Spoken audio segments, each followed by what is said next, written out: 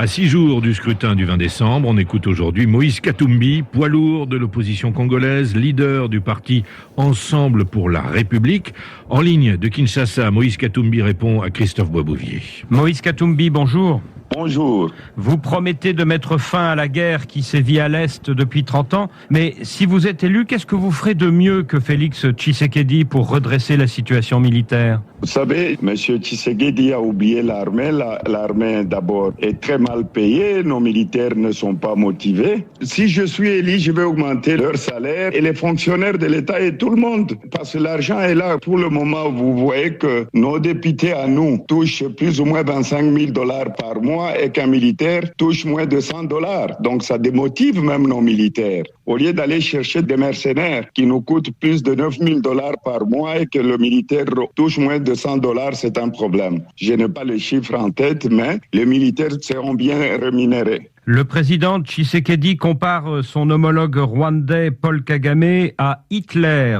Est-ce que vous êtes d'accord avec cette comparaison ? Vous savez, pour le moment, le problème, c'est quoi? Nous avons un président qui pleure chaque jour. Ce n'est pas en pleurant ou en attaquant qui que ce soit Kagame ou aux autres, il faut passer à l'action. Donc, pour moi, ce qui est important, c'est avoir une efficacité. Donc, l'armée doit agir, on ne doit pas pleurer, dire la faute est à l'autre. Non, on a tellement pleuré qu'on ne nous respecte plus. Moïse Katumbi, quelles seront les premières mesures sociales que vous prendrez si vous êtes élu ? D'abord, je vais diminuer les trains de vie de l'État. Je vais augmenter les salaires des fonctionnaires, donc les enseignants et les militaires, et surtout, je vais lutter contre l'impunité et surtout aussi pour le social. J'ai un plan aussi pour l'Est du Congo parce que la province de l'Ituri et le Nord Kivu ont beaucoup souffert. J'ai un plan de 5 milliards de $ que je vais introduire dans les deux provinces. Et vous allez voir, je vais augmenter les recettes de l'État pour stabiliser les dollars, diminuer le taux du dollar dans notre pays parce qu'aujourd'hui, c'est invivable quand le dollar est à 2800. M. Tshisekedi a pris le pouvoir, le dollar était à 1400. Aujourd'hui, c'est le double, donc c'est très difficile pour la population congolaise de continuer comme ça. Donc, je vais aussi donner de l'électricité à la population parce que pour avoir une économie forte, nous avons le barrage d'Inga, nous avons plusieurs centrales hydroélectriques. On ne peut pas développer le pays s'il n'y a pas de l'électricité. Une population qui n'a pas d'eau potable, je vais donner de l'eau potable à la population. Donc, j'ai tout un programme.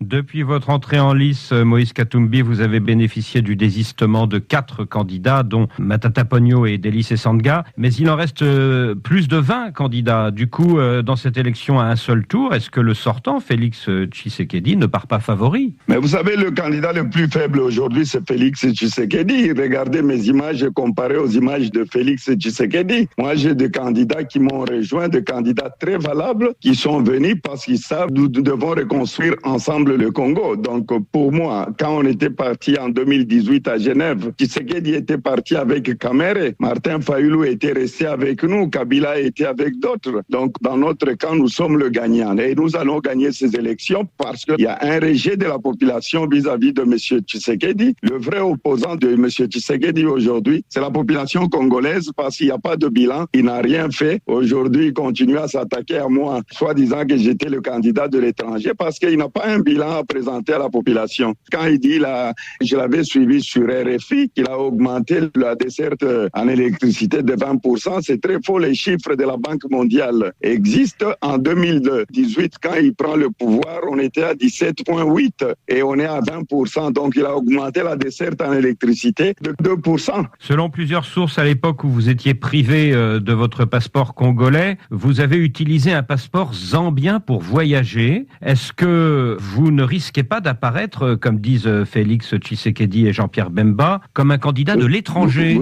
Vous savez, c'est un débat de caniveau. Je n'ai jamais pris le passeport zambien. J'ai la lettre du ministre de l'Intérieur de la Zambie qui est sur Internet, qui a été même réceptionnée à la Cour constitutionnelle. Est-ce que le passeport de Katumbi, c'est ça le bilan de M. Tshisekedi? C'est un débat de caniveau. Je n'ai jamais eu le passeport zambien. Je n'ai jamais voyagé avec le passeport zambien. Donc, cette histoire, c'est un mensonge. Alors, le 20 décembre, le président de la CENI, la commission électorale, Denis Kadima, promet que les élections seront transparentes. Est-ce que vous lui faites confiance? Nous espérons que M. Kadima va respecter sa parole. Pour avoir la paix dans ce pays, il faut avoir de très bonnes élections. Si c'est les mauvaises élections, ça va diviser le pays. Et partout où je passe, je demande à tous nos partisans, à toute la population congolaise de dormir sur le bureau de vote jusqu'à la fin du dépouillement et de compter les voix bureau de vote par bureau de vote. On n'acceptera pas d'autres résultats. C'est le résultat qui seront affichés sur chaque bureau de vote. Moïse Katumbi, merci. Moïse Katumbi.